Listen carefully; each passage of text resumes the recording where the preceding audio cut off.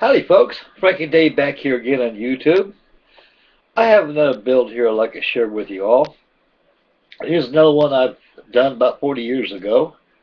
This is not scratch built, this is a kit. This is a Vacuform kit. It's by Nova, N-O-V-A. This kit is no longer manufactured. It's a dinosaur of a kit.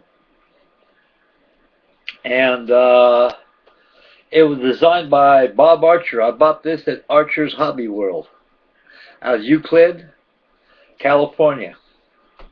Bob Archer's Hobby World used to be the world's first mail order house. A lot of you old-time modelers out there like myself probably do remember this because years ago that was the only mail order house that there was. And also, I stand corrected, there was Squadron too out of Crawley, Texas. They were a mail order house also. So virtually, Bob Archer was in business a lot longer than the Squadron. And Bob Archer was a very fine English gentleman. His wife, very, very beautiful English lady. And they settled out in California, and he was an avid modeler himself. And he opened up a business making, having kits from across the pond to the United States of America, and he sold to a lot of people from the States. And most of them were Vacuforms that came from England. And this was an old Nova kit. And like I said in the beginning of the video, they no longer make this kit no more. I believe I'm the only one in the whole world who's got this. But there is an injection plastic manufacturer out there that does make one of these. And the 1/72nd scale. It's by Earthel AMT. I remember seeing one of those at a hobby shop years ago. Probably about 20 years ago, I think it was, back in the early 90s. And I almost bought it, but I said, I'll just keep the one I got now. I've already got one, I don't need two of them. And that was my fault. I should have bought one of those. But anyway, make a long story short, I never heard of the model car company making an airplane, but it was Earthel and AMT. I guess they merged together. Anyway, they produced the Boeing B-49 flying wing, and they did they've done a couple Herky Birds too in 1/72nd scale. So they were been around for a while, but I believe it was 1994, June of 1994 is when they produced the 1/72nd scale kit of the model I'm ready to show you right now, the KIC135, the Stratotanker. This kit here is all Vacuform. It came in 3 sheets. Now, with most Vacuform kits, if anybody has ever challenged or even been approached with a Vacuform model, I mean, you got to make formers out of them. You got to have formers to keep the structure sturdy. And the plastic is somewhat flimsy, but it got to be reinforced with formers or use spar material, anything utilizing spars. But this kit was pretty solid. Most Vacuforms in general are not that flimsy, but it's always a good rule of thumb when building a Vacuform is that you got to make sure you got to have your formers in there to keep the model steady. And plus, it's one thing good about Vacuform is it teaches you how to build scratch. They give you a kit, you got to cut the kit out very gently away from the sheet, carrier sheet. Use wet dry sandpaper on a table, glass table, surface table, or Formica, whatever it is, and sand it until both parts of the fuselage or one parts mate perfectly. You can feel it's putty. It's very hard, very challenging, very difficult. The novice shouldn't even attempt to try something like this. But this was a Vacuform kit, and produced by Bob Archer's Hobby World. It was a short-run kit.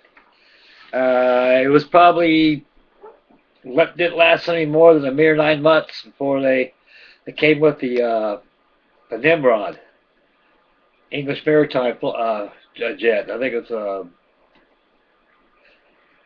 military version of the de Havilland Comet. Nova made that too. The other short-run kit.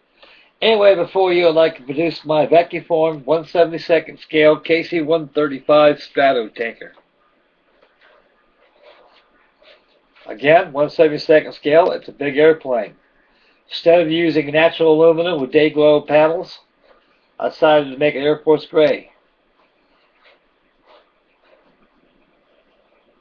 By 1973, we got away from this natural aluminum and started changing it all gold gray color. This aircraft right here was supposed to be the successor to the KC-97G tanker, the one I showed you a while ago, the military version of the 377 Clipper. But the KC-97 does such a good job, so they use both aircraft. Give a little walk around. There's a full cockpit interior there, fellas, I put in there. And can't be seen, but I know it's there because I built it there. Using Paul Matt's publications, I use it as a reference. Because back in the days when I built this, wasn't no such thing as the computer, search engines, internet, no nothing. That was just miles away at the time. Most of the reference material that we had was either personal material that you actually go up to the actual aircraft and take notes, take pictures of, which was best yet. You know, walk around right there you could have done. And most of them are in publications. A lot of you watching your favorite Air Force movies. I had one like this one time. It was box scale by Revell. It was a KC-135. I got that in my box down below. I bought that back in 1955. I'll bring that up probably next. And it was all done in the Aerogloss dope with day-glow red wing tips and tail panels. Here again is the other side of it. This is a vacuform kit. I'm going to give you a minimum of detail to it. Rest is up to you. Again, folks, this yellow line right here is your alignment line. There's your fuel master back here in your probe. Here's your filling probe right here. Here's your viewport windows I cut out with a number 11 blade. And using crystal clear, I glassed in the windows. I put the SAC band on here. As you can see, you got the SAC band on here. U.S. Air Force. I started with the wing walk. I'm using decal paper. I cut it into 1/32 thick striping for the decals in here. Make a decal. It's getting a little old now, starting to show its age. And one nice thing about the kit, they gave a good nice set of decals. They were designed by Bob Archer himself. The top view of the aircraft here. Again, I forgot to put the wing walks on top of the wings, but that's no problem at all. So I'll put this on top of my box to-do list. I always mark on there wing walks need to be done. I'll get back with this kit later and do it. Take care of it. This is a very remarkable airplane. This is the military version of the 707, the Dash 80.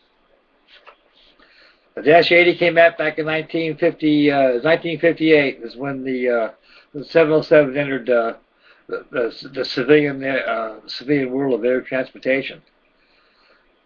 Tex Williams was a test pilot, and he took off with a Dash 80 and did a barrel roll with it like that, as if it was a fighter plane. Says, "Boys, you got yourself an airplane."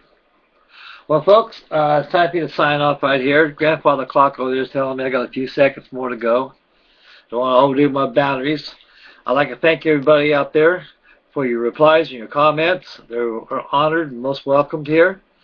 And may God bless, and take care of yourselves. We'll catch you on the next one. I got a couple more coming up. And please subscribe. And thank you for tuning in, folks. And we'll catch you on the next presentation. Bye now, boys.